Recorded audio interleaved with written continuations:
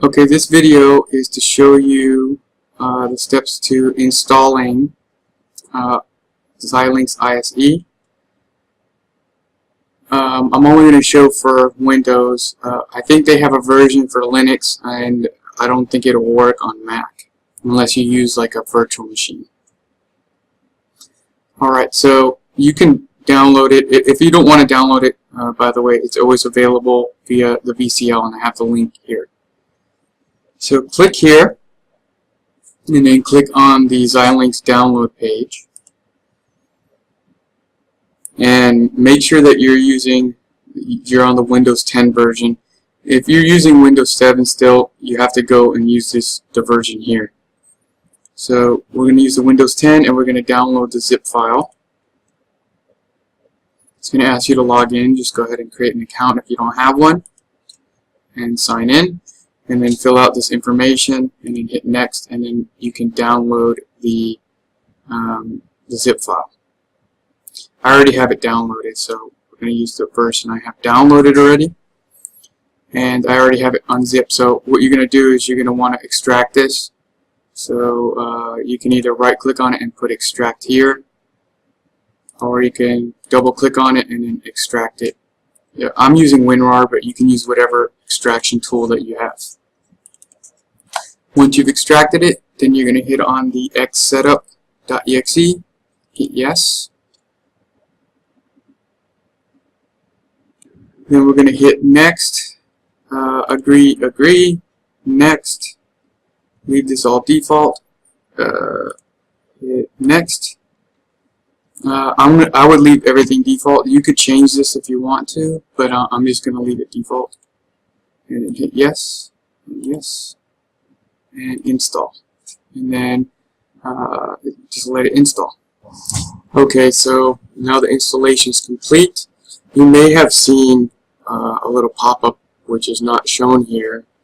We're asking you if it's okay if some drivers get installed. You need to say yes to that. You need to allow it to install those drivers, or this won't work. Go ahead and hit OK, and then what we're going to do is run Project Navigator. Now this version runs a virtual machine. It has Project Navigator installed on Linux. So let's go ahead and run this and wait for it to open up. Alright, so now that the ISE is open, what we're going to do, so this will come up, just ignore that. What I'm going to do, so I already have a project here. Let me actually create a new project. I'm going to call it Combinational Logic. And what you want to do is you want to make sure if it's just in the root directory, it's not going to allow you to create this. So you need to make sure that you're in a directory that you can write to.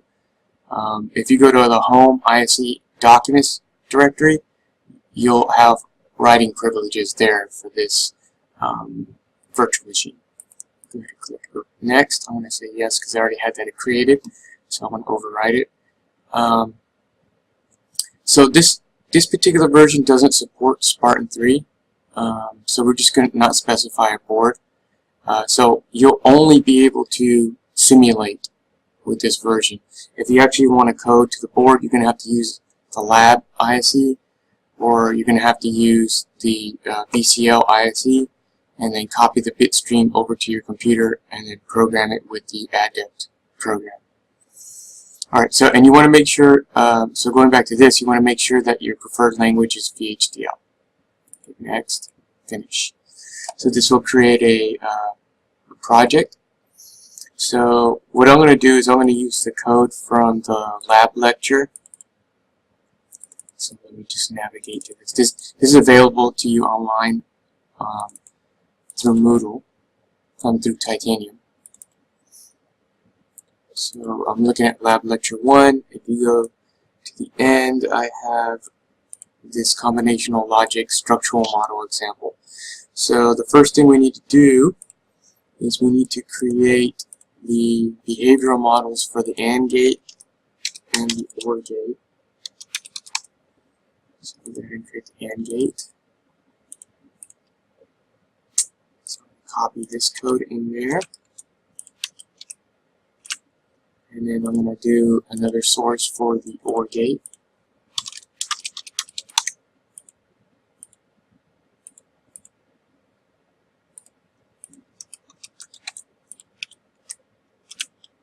And then another source for the structural model. By the way, all these will be VHDL modules. And it keeps on popping up asking if I want to replace it because I did this example already. So I'm overwriting the files that exist already. If you don't get this message, it's okay. Copy the structural model. Alright, and then under synthesis XST, we can check the syntax, make sure everything's okay.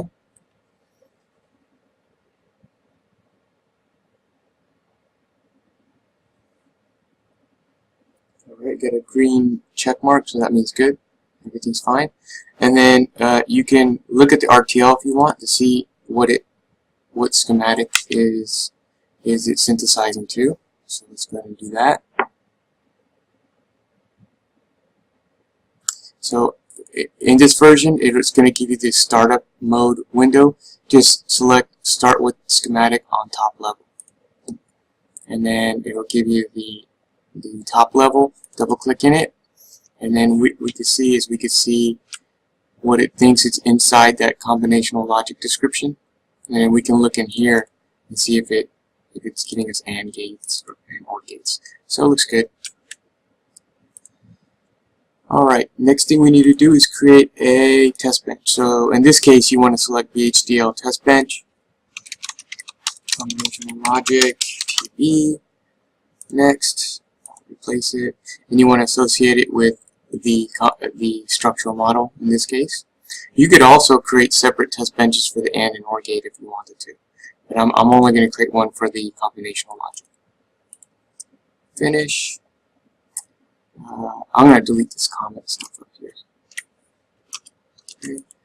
And then it kind of already associates the signals and the clock signals already for us.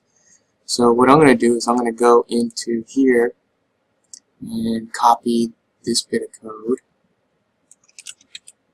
into the stimulation process. Rather than saying 50 nanoseconds, I'm going to wait for clock period because I already have clock period defined. Alright, and save that. And then now in this version, you have to go to the simulation window to look at the test bench. Highlight this. You could check it before you simulate it, so let's go ahead and do that. And this will make sure there's no errors in your test bench. So it's good. And then we're going to double click on simulate behavior. And this will bring up ISE. And then we're going to click on this zoom full, and we can see that we have all the outputs here. So you can use this to generate your waveforms at home if you want to.